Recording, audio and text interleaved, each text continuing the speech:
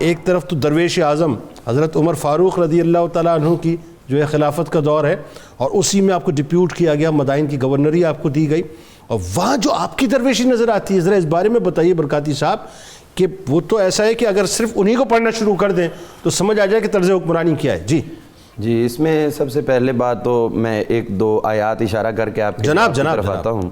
وہ یہ ہے کہ آپ نے حضور صلی اللہ علیہ وسلم کو ایک مرتبہ عرض کیا، حضور میں فلاں فلاں جگہ سے آیا، جس طرح بھی بات ہو رہی تھی، پروفیسر صاحب فرما رہے تھے، تو جو اس وقت عیسائی تھے، کچھ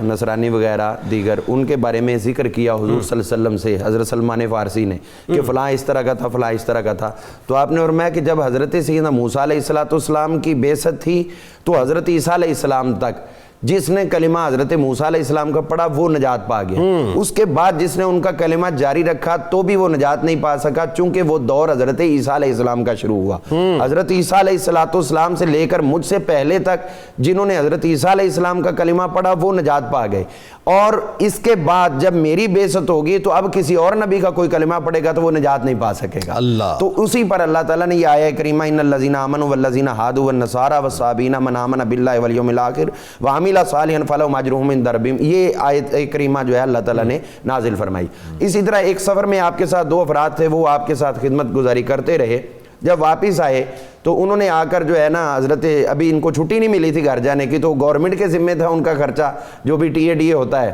تو اس حوالے سے انہوں نے کہا جی آپ حضور سے ہمارے لیے کھانا طلب کریں۔ جب آپ کی خدمت میں گئے تو آپ نے فرمایا اسامہ سے جا کے کہہ دو کہ ان کے پاس اگر ہے تو وہ دے دے۔ حضرت اسامہ بن زید رضی اللہ عنہ کے پاس جب یہ گئے تو انہوں نے کہا جی کھانا تو میرے پاس ختم ہو چکا ہے، جب بنائیں گے تو پھر ان کو بھوک بہت زیادہ تھی۔ پھر یہ ادھر گئے تو انہوں نے کہا کسی اور صحابی سے طلب کر لیں، تو جب کسی انصار کے پاس بھی گئے دو تین جگہوں پہ نہ ملا، انہوں نے آپس میں بات کی، کہتے یار یہ تو ایسا بندہ ہے بھوک کی بے قراری سے، وہ کہنے لگے یہ تو اگر بھرے ہوئے ان کو کنویں پہ بھیج دینا تو وہ کنواں بھی خالی ہو جائے گا۔ یہ بات انہوں نے آپس میں کی۔ اس کے بعد جب انہوں نے کہا ہم خود حضور کی خدمت میں جاتے ہیں، جب آپ کی خدمت میں آئے تو آپ نے فرمایا تمہارے منہ سے سبز گوشت کی بو آ رہی ہے، مجھے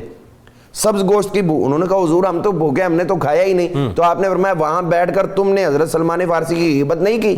تو یہیں پر جو ہے وہ اللہ تعالیٰ نے آیہ کریمہ کا نزول کیا، ایک یا ایھا الذین آمنوا اجتنبوا کثیرا من الظن، ایک تو یہ، اور دوسرے نمبر پر ایحب احدکم ان یاکل لحم اخیہ میتا فکرہتموہ۔ تو آپ نے جو کہا بھی آج کے حکمرانوں کے حوالے سے، تو جب آپ کے دور حکومت میں چوریاں بڑھی مدائن کے اندر، اور مجھے تو یہ شرف بھی حاصل ہے کہ 92 کے جو انہوں نے ڈیلیگیشن بھیجا 92 نیوز نے بغداد شریف میں، تو مدائن میں آپ کے مزار پر انوار پہ حاضری کا بھی شرف حاصل، سبحان اللہ۔ تو آپ نے جب چوریاں بڑھ گئیں تو کوئی بھی نہ تھا اس کو سنبھالنے والا، تو آپ نے کتوں کی ڈیوٹی لگا دی کہ تم جو ہے وہ ان چوروں کو پکڑو، اور انہوں نے پکڑا۔ حکمران یہ ہے کہ اگر آپ منصف ہو، آپ حکمران ہو، تو یہ جانور بھی آپ کی فرما برداری